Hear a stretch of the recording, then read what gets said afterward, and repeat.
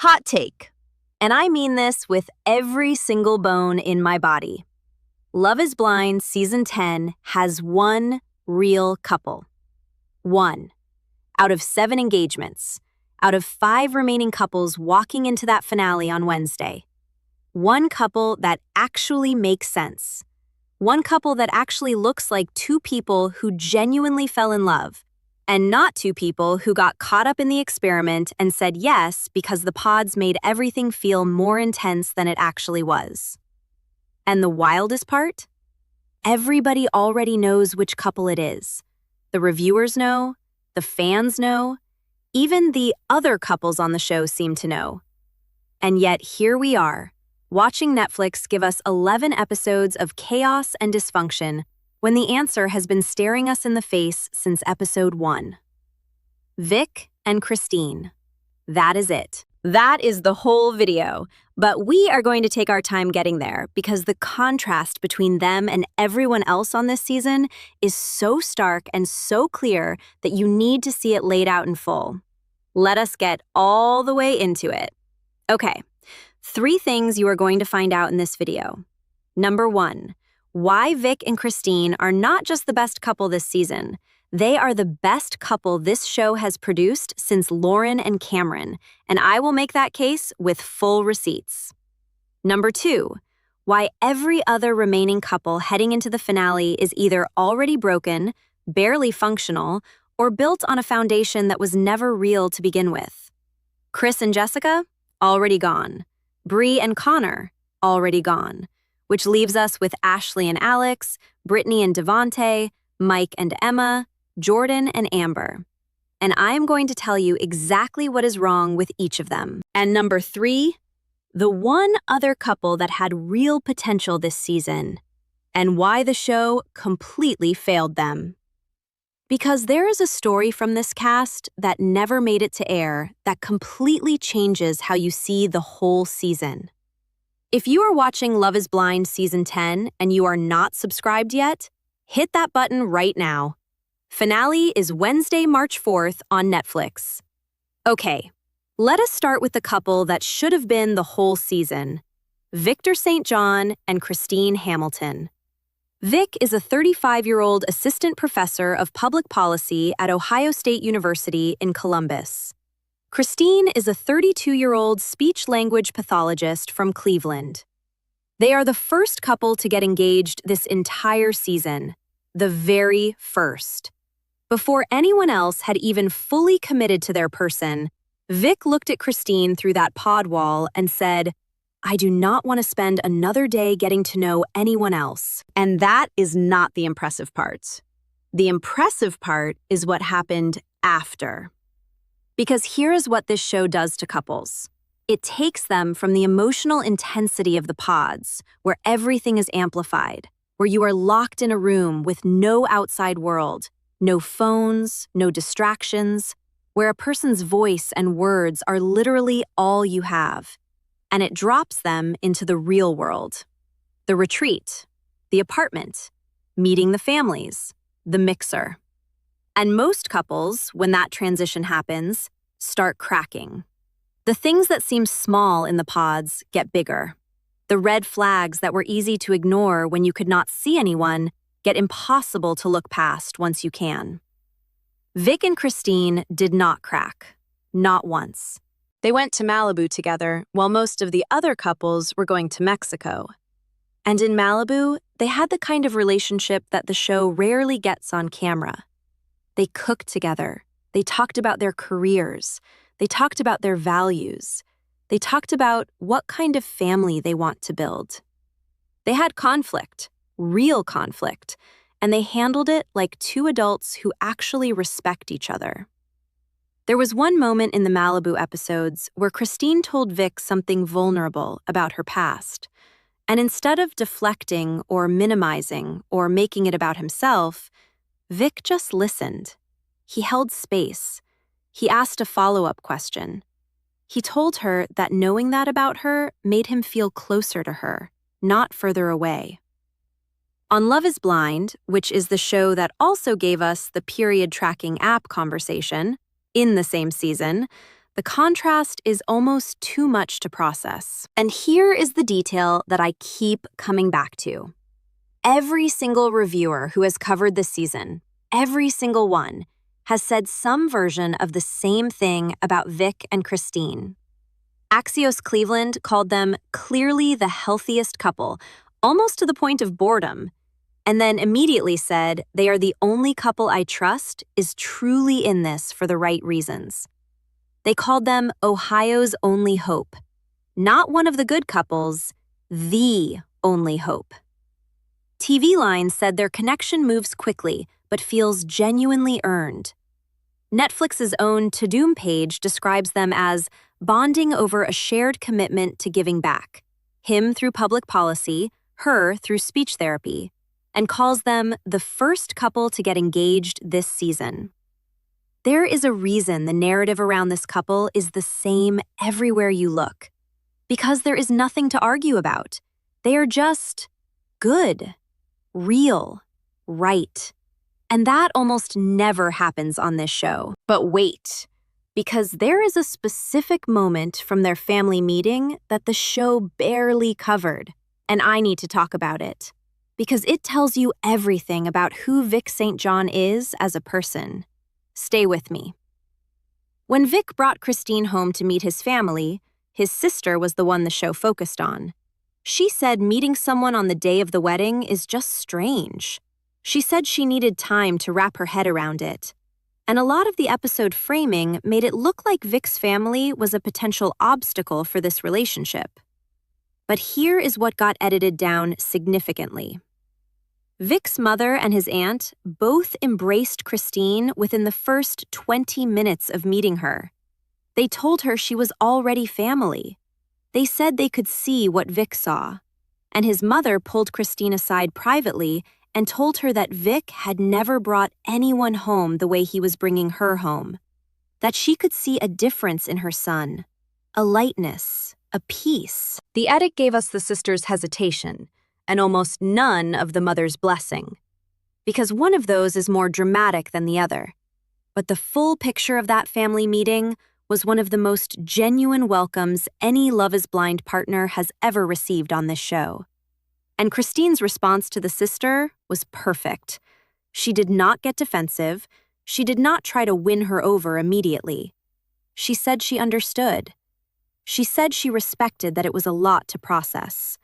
She said she was just going to show up and let Vic and the relationship speak for itself. That is emotional intelligence on a Netflix reality show in 2026. Okay, I need you to focus right now because this next part is where I go couple by couple on everyone else, and I am not holding back. Ashley and Alex. I have done a full video on this one. Short version, Alex told another woman she was more his type than his own fiancé in Cabo.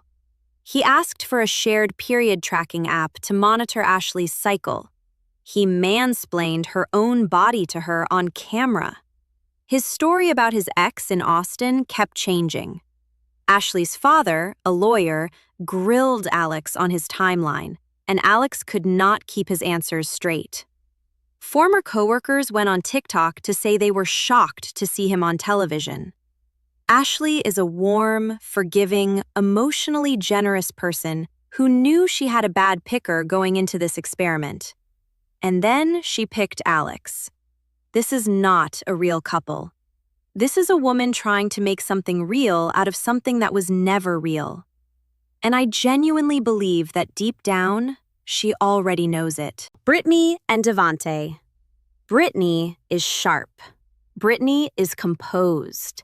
Brittany came into this experiment knowing exactly what she wanted and was not going to settle. And Devante, who genuinely cares about her, I believe that, has said enough uncomfortable things on camera this season to make even his most generous defenders pause. The lack of physical affection, the prenup conversation that came out of nowhere, the comments that were a little too close to controlling for Brittany's comfort. These two have moments of real connection, and then Devante says something that makes Brittany's face do a thing. And Brittany's face is very honest. This is not a couple built on a solid enough foundation to survive the real world. Multiple sources have reported they did not even make it to the altar ceremony. And I believe it. Mike and Emma. Here is the one that actually breaks my heart a little. Because Mike Gibney is genuinely a good person. He is warm and honest and funny and real. And Emma is lovely. But the children question, Mike knowing he wants to be a father, and Emma being completely undecided, is not a small thing. That is a fundamental life values incompatibility that pods cannot override. Mike proposed anyway, hoping Emma would come around, and hoping someone will come around on whether they want to have children is a genuinely heartbreaking strategy for building a marriage. The cliffhanger ending of episode 11, Mike at the altar after Emma has already said yes, contemplating his answer, is the most emotionally complex moment this season has produced. And I still believe Mike says no. Not because he does not love Emma, but because he loves himself enough to be honest about what he needs. Jordan and Amber. And here is my softer take. Because Jordan and Amber have something real. The chemistry is obvious. The humor is genuine. The way they talk to each other feels easy in a way that Ashley and Alex or Brittany and Devante never really achieved. But Jordan is not a parent. He has never been a stepfather. And Amber has a 7-year-old daughter who is going to be in the building on their wedding day watching all of this. That is not a small adjustment period. That is a whole new identity for Jordan. And in episode 11, he said it himself. It is a lot of pressure. I am rooting for Jordan and Amber, but I am rooting for them cautiously. Because pressure does not disappear at the altar. It waits for you on the other side of it. Which brings us back to Vic and Christine. The only couple where the pressure has not cracked them. The only couple where the real world made them stronger instead of weaker. The only couple where both people seem to actually like who the other person is outside of the pods, outside of Mexico, outside of the cameras and the confessionals and the dramatic soundtrack. And now, there is one more story I have to tell you. Because this whole season could have had a second real couple, and it did not. Because of a ghost. This was barely covered on the show, but there was an 8th engagement in the pods this season. A woman named Alyssa Finley and a man named Miguel Lopez got engaged. They were not featured in the final cut of the season, but their story came out anyway. Alyssa and Miguel returned to Ohio after the pods, and immediately, Miguel announced he was moving to Tampa. Just like that. The engagement had barely begun, and he was already leaving the state. And then, he ghosted her. He stopped responding. He disappeared. Partly, according to what Alyssa shared publicly, because she knew his previous fiancé. There was overlap in their social circles, and Miguel apparently decided that was enough of a reason to ghost the woman he had just promised to marry on a nationally televised experiment. This story never made it to air. Netflix edited it out entirely. But Alyssa confirmed it publicly, and it changes how you see this entire season. Because Alyssa could have been another Ashley, another woman on camera trying to understand why the person she trusted was treating her like she did not matter.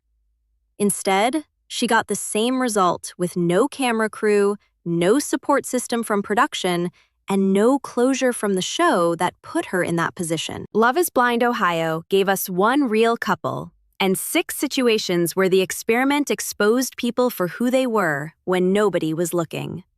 And the one real couple is about to walk down that aisle on Wednesday. And if they say yes to each other, and I believe with everything in me that they will, Vic and Christine will join Lauren and Cameron and Amber and Barnett in the very small and very exclusive category of Love is Blind couples who actually made it work.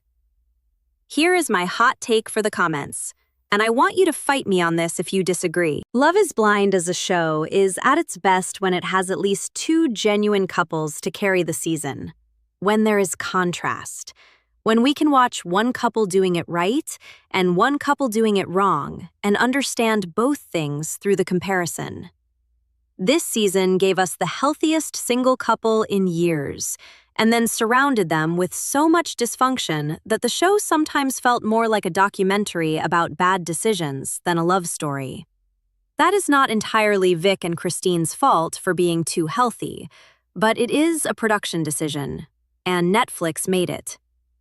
Comment below right now. Do you think Vic and Christine are the real deal? Or is there another couple this season you think has more genuine potential heading into the finale? Drop your take below. I am reading every single one before Wednesday. All right, let us close it out. 3 things to remember before the finale drops. 1. Vic and Christine are the only couple this season built on a foundation that was genuine in the pods and held up in the real world. That is rarer than this show makes it look, and they deserve every piece of credit for it. 2. Ashley and Alex, Brittany and Devonta, Mike and Emma are all heading into that altar with unresolved fundamental incompatibilities that the experiment surfaced but could not solve. And Jordan and Amber are the only other couple with a real shot, if Jordan can step fully into what that relationship actually requires. 3. Alyssa Finley got ghosted by her pod's fiancé the second the cameras stopped, and she deserved better from this show. Full stop. The Love is Blind Season 10 finale drops Wednesday, March 4th on Netflix at 3 a.m. Eastern. My reaction and full breakdown video goes up the second I finish watching. Subscribe right now and hit the bell. You do not want to be behind on this. I will see you Wednesday.